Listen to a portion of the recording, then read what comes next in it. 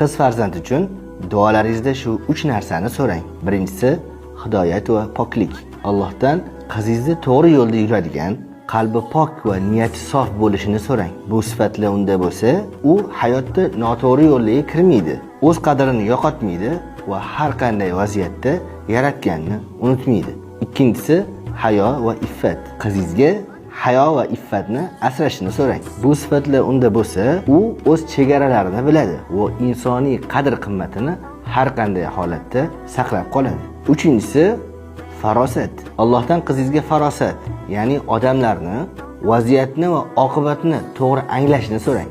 Bu sifatlar unda bo'lsa, u hayotidagi muhim tanlovlarda adashmaydi. Kimga ishonishni va nimalardan o'zini uzoq tutishini yaxshi biladi. Bu videoni qiz farzandi bor yaqiningizga yuborib qo'ying. Farzand tarbiyasi haqida ko'proq ma'lumot olish uchun obuna bo'ling.